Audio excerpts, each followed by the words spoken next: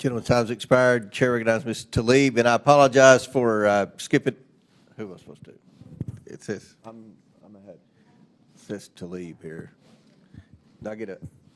If I pick, let me think. Tlaib. Tlaib. That's what my list says. Tlaib. Thank you, Mr. Chair. Thank you, Director, for being here. I don't know if you know, but I grew up in the most beautiful, blackest city in the country, the city of Detroit. And you know, there's been outdated methods right now impacted by our census, and that's probably why our city filed a lawsuit.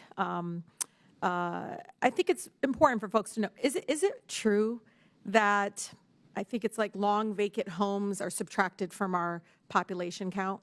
Thank you for the question. That is an issue that's currently under litigation, so we cannot comment on that. So, but currently, you can't even talk about the fact that Correct. right now, Correct. long, like abandoned home is subtracted from the population. I am simply following the advice of Oh, that General must Counsel. be true then. Okay, so then how are we counting a rehabbed, reoccupied? So we have 6,000 homes that are now reoccupied, been rehabbed beautifully. How do we count those in the census? Rehabbed homes, we count them. We send count individuals. No, we no, send what we our understand protocols. is 6,000 homes that were previously vacant are now been rehabbed, that they weren't being counted properly. Are we maybe put into the method? Congresswoman, if I may, if you can provide the question in a more generic national context, I can answer. If you are specifically talking about Detroit, Okay. I am not allowed to answer. Okay. Without updated methods, which we need to update some methods, you know this, that it's not just Detroit. Many communities, because of these policies, it's guaranteed that they will be chronically undercounted. We use actually some very good methods to ensure that any housing unit that is occupied gets counted. So it's not just new construction. It's not just, it's hidden housing units, it's units on tribal lands that are hidden out without mailable addresses, things like that. Formerly vacant, Correct. abandoned homes, then they're reoccupied. We even go out to the homeless and look for people living out of cars and dilapidated RVs. Okay. So directing in a different direction, I also have one of the largest concentration of Arab Americans, as you know, and it's not fair not to ask you the same question I asked the previous director of the census. Do I look white to you?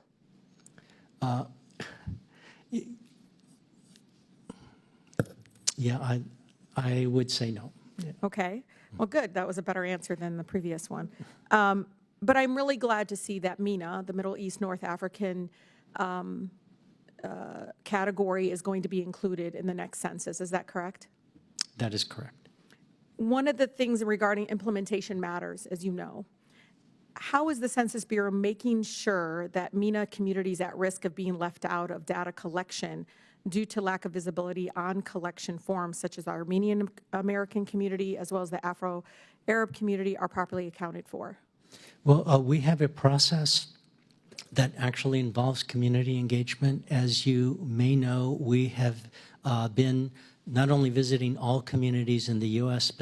specifically, I have made multiple trips to Detroit to speak not only to the African American communities, but to the business communities, to the Arab American communities and such. So we're using those processes to help address that. Okay.